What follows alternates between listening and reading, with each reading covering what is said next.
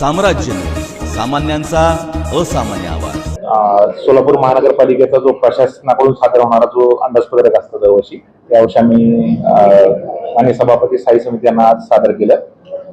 याच्यामध्ये शॉर्टमध्ये आम्ही जो गोष्टवार आहे थोडक्यात सांगतो।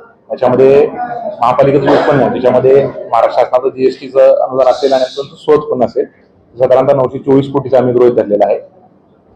शासनाकडून येणारं अनुदान साधारणतः 347 कोटी आणि कर्ज व म्युनिसिपल बॉन्ड याच्यासाठी 111 कोटीचं उत्पन्न आम्ही गृहीत धरलंय।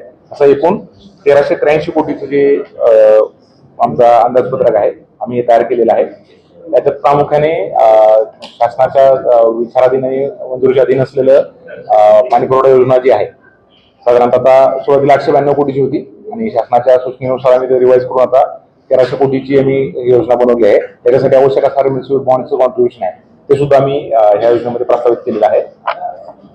त्याचबरोबर समाज कल्याण विभागाचं जे दायित्व होतं जवळजवळ 8 कोटीचं गेल्या 1-2 वर्षापूर्वीचं शिल्लक राहिलेलं दायित्व आणि सध्या चालू असलेलं असे एकूण 8 कोटीचा आम्ही खर्च जो आहे तो प्रस्तावित केलेला आहे।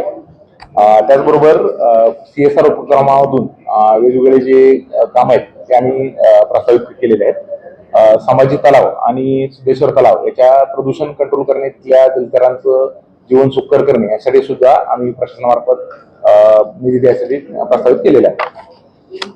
त्याचबरोबर डिजिटल आणि ऑनलाईन जे आपल्या जे सेवा आहेत त्याला ज्या संपूर्ण सेवा ज्या काही थोड्याफार राहिलेल्या आहेत त्या सुद्धा 100% ऑनलाईन करण्यासाठी आवश्यक असणारा खर्च सुद्धा आम्ही याच्यामध्ये नमूद केलेला आहे।